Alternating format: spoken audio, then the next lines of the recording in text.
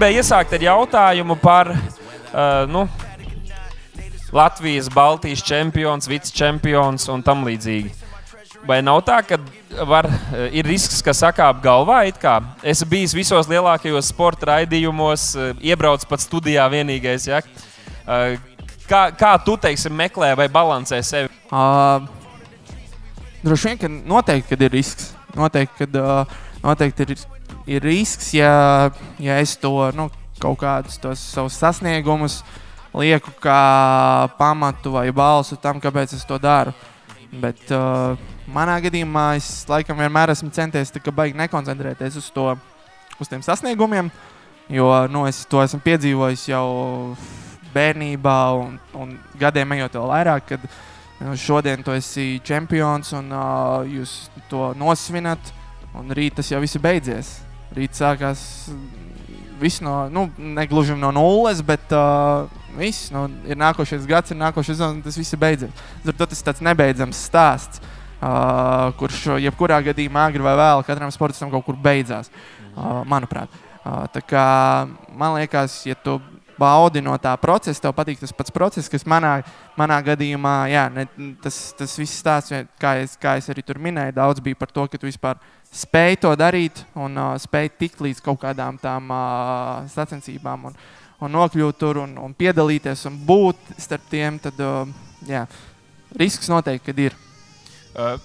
Tu no bērnības sāk trenēties. Tagad tu ļoti daudz uzupurējies, ja? Rebeka nākas būt vienai no galvenajiem sponsoriem brīžiem, ja? Lai tu varētu aizbraukt un piedalīties. Divas, trīs situācijas. Kāpēc? Kāpēc tu to dari? Kā jau es iesāku to stāstu pirms tam, es nezinu, kāpēc, bet tā moču lieta, tas ir tas, kur es izaugu, kas mani aizrāva. Un man vienmēr ir paticis, un man nav bijusi problēma iet un darīt arī jebko citu. Bet esot tur, es joprojām domāju, kā es varētu darīt to. Un esot vienā vietā, mācoties, tu domā, kā tu varētu darīt to. Tu strādā it kā solīdā pienācīgā darbā, kur tu saņem atalgojumu, bet tu tur plīvinies brīžiem un domā, kā tu varētu braukt uz treniņu vai pasniegt kādam vai kaut ko citu saistībā ar to tēmu. Un tad vienā momentā es sapratu, ka tas īsti nav laikam veselīgi, kad tu svārsties no vienas vietas uz otru vietu, un līdz ar to es sapratu, ka jāiet pilnu laiku tajā, un tas bija tas sākuma laiks, kur es teicu, bija situācijas, kur Rebeka pieslēdzās un palīdzēja, lai vispār to varētu iet uz priekšu, pēc tam jau tas viss, paldies Dievam, mainījās. Es atceros, kad mums vēl tajā laikā bija sarunas, ka tu teici, ka tas ofisa darbs tevi moka nost, jo kādiem varbūt patīk to darīt, bet tu teici, tas īsti nav mans, es gribu darīt kaut ko citu. Varbūt, Rebeka, jautājums tev, teiksim, tu stāstīji mazliet no savas pašas pieredzes, bet tev tagad vīrs, ja jūs uzsākat ģimeni, un viņš tagad atstāja tādu drošu vietu, lai noticētu šim sapnim, censtos tur to izveidot. Kā tu varbūt tam noticēji, jo tu jau neuzaugi tajā vidē, tā motosporta vide arī varbūt tāda svešāka tev. Kā tu noticēji un kā tu, es arī ieguldīšos tajā?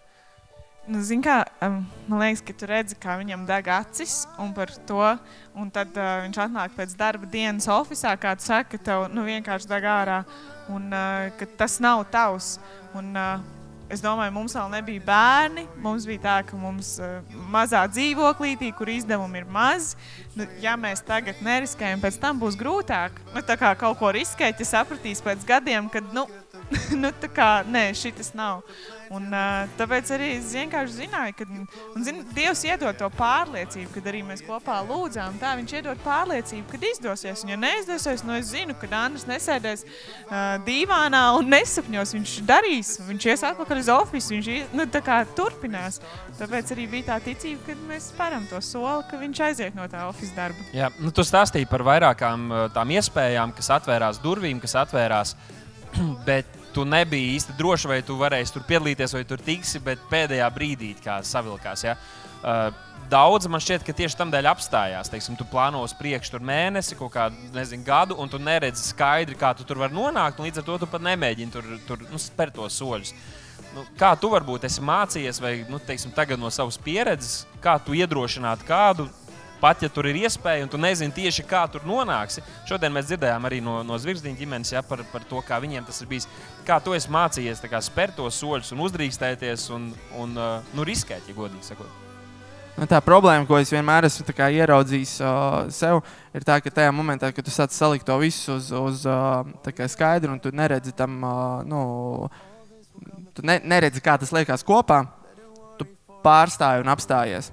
Un tu īsti neesi gatavs vairāk turpināt ar to pašu deksmi.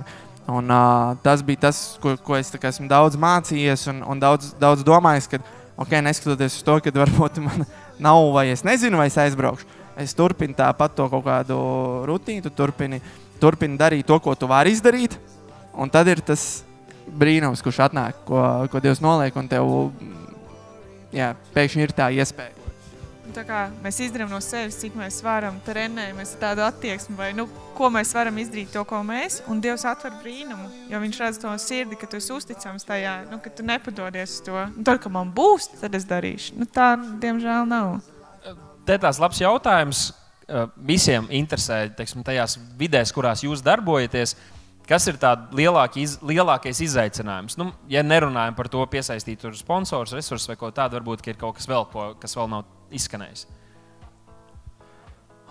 Manā vidē lielākais izaicinājums laikam attiecībā uz to laiku, kad es sportoju,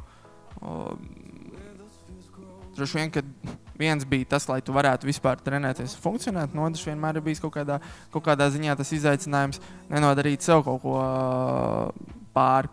Tā mēs vienmēr esmu ticējis, un esmu piedzīvojis to, kā Dievs vienmēr ir sargājis un pasargājis un izvedis. Bet tas viens no lielākajiem izaicinājumiem, manuprāt, ir vēl joprojām tieši tehniskajos sporta veidos salikt kopā, lai tu vispār varētu to darīt. Jo tas ir tāds, lai arī cik tas muļķīgi varbūt izklausās, bet tā ir liela daļa no visa tā procesa, lai tu spētu to darīt, jā. Priekš manis izaicinājums ir pabeigt iesākto.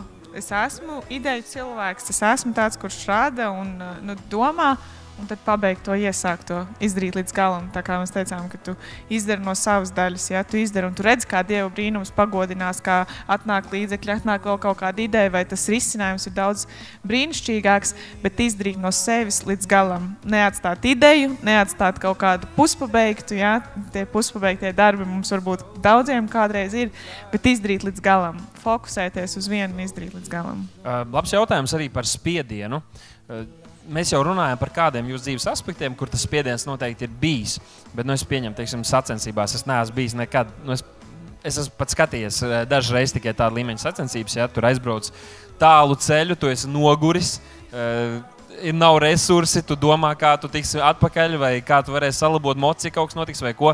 Un tu tagad stāv pie tās starta līnijas, un tur jebkurā gadījumā ir stress, tur ir kaut kāds spiediens. Nezinu, tev ir kaut kāda sistēma, kaut kāds paradums, kā tu ar to pats tiec galā, kā tu to procesē?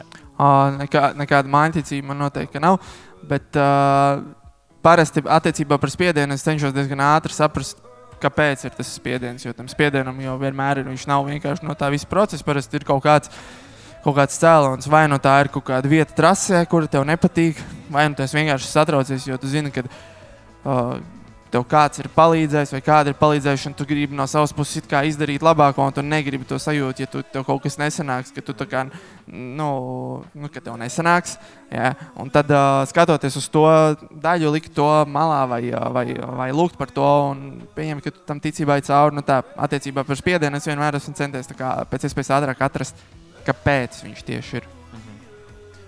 Ne tikai pašam izgāzties priekš sevis, bet kādreiz tu negribi zaudēt, jo citi ir ieguldījušies. Tu negribi nesanāk, jo dēļ citiem, kuri tic tev. Jā. Tieši šajā sportā, manuprāt, kā jau es teicu, tā ir liela daļa, kad tu veido kaut kādas attiecības, tev ir kaut kāda palīdzība, un noteikti, kad tajā brīdī, kad tu to dari kā hobiju, tad man nav nekādas atbildības. Sanāks, nesanāks, bet tad jau, kad tur ir iesaistīti kaut kādi citi, un ja tu esi atbildīgs par to, ko dari, tad jā, tas uzliek tādu zināmu spiedienu par to, ka tu gribi, sakot, zobs izdarīt maksimumu. Nu, tu teici par triālu, ar ko tur bija sasniedzis kaut kādu noteiktu līmeņu, ja? Sasniegums Latvijā. Un tad tu pārgāji uz šo super enduro, kas ir principā pilnīgi cits sporta veids. Nu, tā tu to raksturoji. Man liekas, ka tā ir viena no lietām, kas bieži jaunus cilvēkus vai jebkuru cilvēku attur no kaut kāda panākuma gūšanas, pārkvalificēšanās, ir tas, ka tu esi jau apguvis kaut ko, tu proti, tev ir prasmes, bet tad darīt kaut ko citu, kur tev kā no jauna jāsāk. Ja? Un droši vien, ka Rebeka tev arī ir piemēra to arī caur to, kur tu esi gājus. Tas ir. Es esmu dzirdējis daudz, teiksim, kas tieši iesaka, ka to vajag ik pa laikam darīt. Varbūt kā tev tas bija tas process, un varbūt ko tu caur to iemācījies? Nu, jā, kā jau es stāstīju tajā stāstā, tas viss tieši sakara to laiku, kad es arī atgriezos un piedzīvoju Jēzu. Tas man iemācīja, manuprāt, ka ļoti daudz vienkārši tādu drosmu, pārliecību ticēt vispār, kad tev var sanākt. Nu, ja tev ir sanācis kaut kur iepriekš, ka tu vari ieguldot darbu, ticēt, ka tev arī pavērsies jaunas vietas un jauni ceļi, un tajos tev tas izdosies un sanāks. Bet jā, man ļoti patīk, man ļoti nepatīk tā sajūta, ka tu tā kā esi sasniedzis, un tad tu saproti, ka tu jau īsti vairāk neprogresē un vienkārši stāv uz vietas. Man gribās labāk tad būt lejā, bet tā kā visu laiku kaut kur kārpīties uz augšu. Laikam tas, ka tad, kad tev ir sadraudzība ar Dievu, tad, kad tu kopā veido, tad viņš iedod tos sapņus. Un citreiz liekas, nu, Rebeka, tu taču to dari, tu izglītībā, tu tehnikumā, jā, es aizgāju dekrētā, bet tagad, kad tu atpakaļ no dekrēta, taču tā bija tā vieta, vai ne? Un tu jūti sadraudzībā ar Dievu, Dievs saka, nē, tagad fokus uz to. Un tas, kā tas virzīsies un kā tas veidosies, līdzīgi arī Dats, tur ir mārketings, grāmatvedība, vēl vis kaut kas nāk līdzi, un tev ir tā daudzpusība. Saproti, ka kopā ar viņu tu vari būt tā kā visur, daudzās vietās, un viņš var lietot tevi konkrētajā vietā, ja tu esi uzticams. Un ļoti bieži man arī kā Andris saka, par ko tu uztrauc? Kas trakākais var notikt? Kas? Un tad saproti, kas? Kā? Tad es tik ļoti baidos spērt kaut kādu soli vai uzdrīkstēties.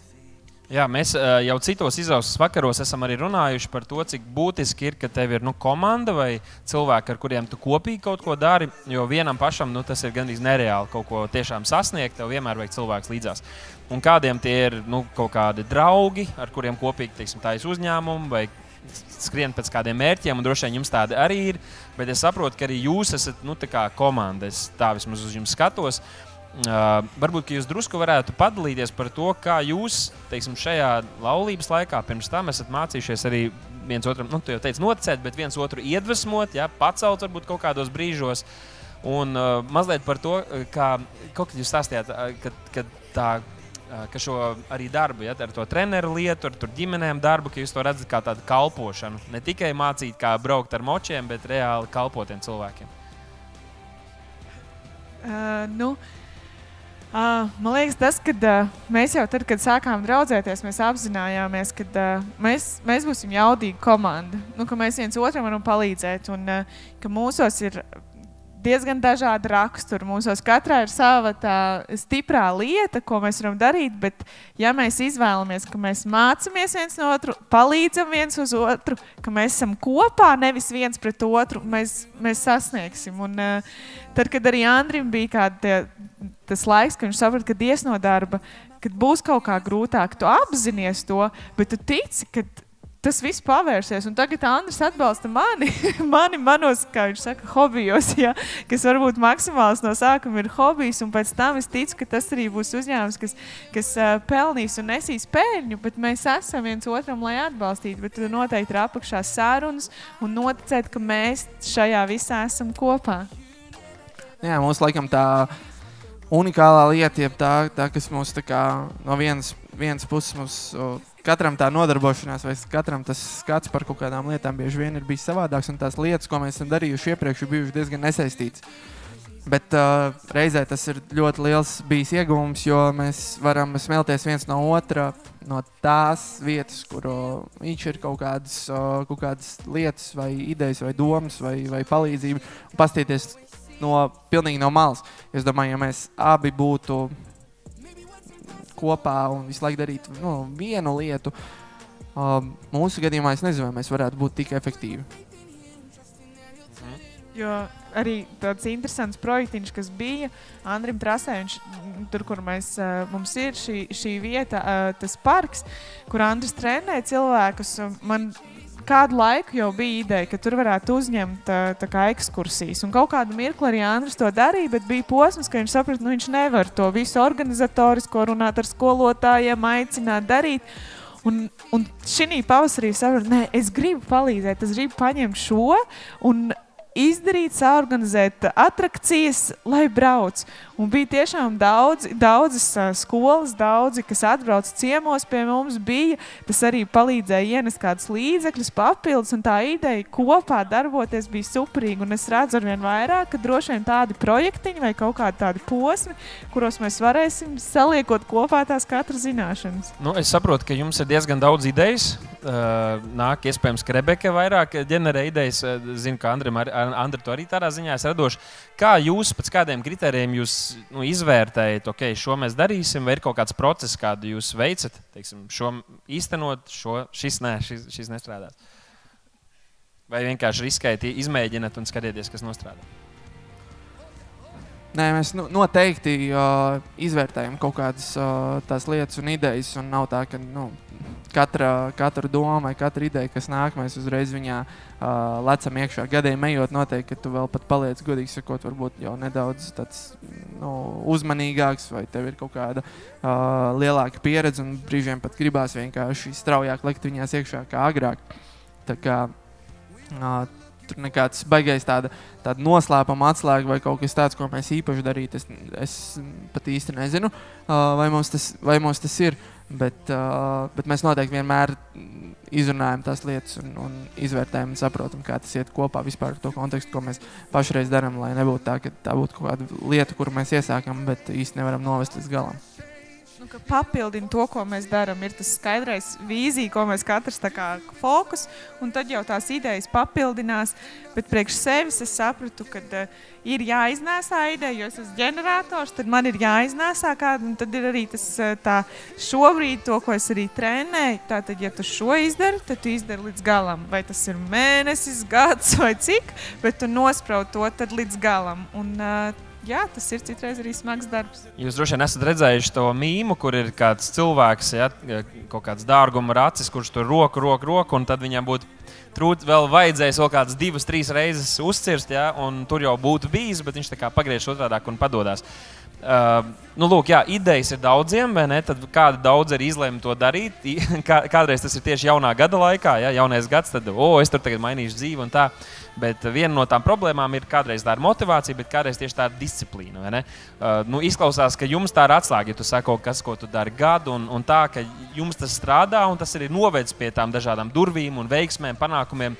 Varbūt drusciņi par to jūsu, nezinu, kā jūs mācījāties, vai šobrīd, kā jūs praktizējat, kā jums izskatās disciplīna tajās lietās, ko jūs darat.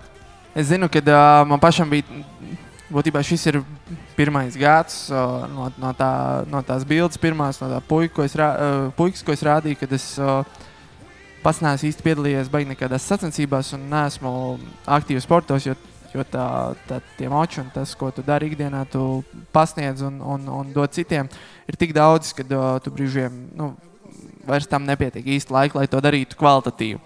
Tāpat es to izdaru priekam, bet, lai to darītu tā kā regulāri kvalitīvi, tad tālāk tam pietrūkst.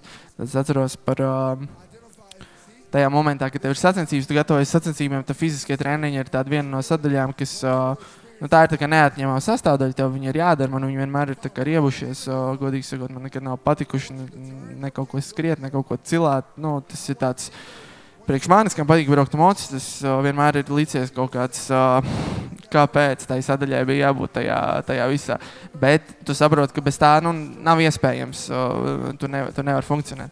un noliekot tagad malā to sportu, es zinu, ka viens no lēmumiem, ko es pieņēmu priekš sevis, es sapratu, tie fiziskie treniņi paliks, man vajag noteikti palikt pie trenera, jo, ja es pat neeju pie viņa, lai kaut ko iegūtu jaunu, tad es vismaz zinu, ka man otrdienās, ceturtdienās ir jābūt tur un tur, tajā laikā, tajā un tajā vietā, un tas tev palīdz.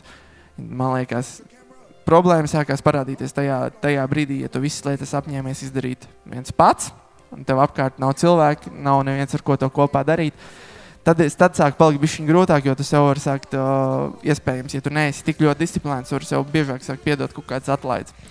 Vismaz man vienmēr ir palīdzējis, ka tajās lietās, kur tev negribās to darīt, ir ļoti, ļoti forši, ka tev ir kāds sabiedrotie, ar ko tu vari kopā to darīt. Un līdz ar to, ja tev pat tajā rītā negribās, tu aizēji, izdara un beigās jau tu zini, ka tu pēc tā laika esi priecīgs. Man liekas, ka tu pieskāries ļoti tādiem atslēgas momentiem. Jā, viens ir šis atbildīgs cilvēks, jā, vai grupa, ar kuriem tu kopīgi to dari.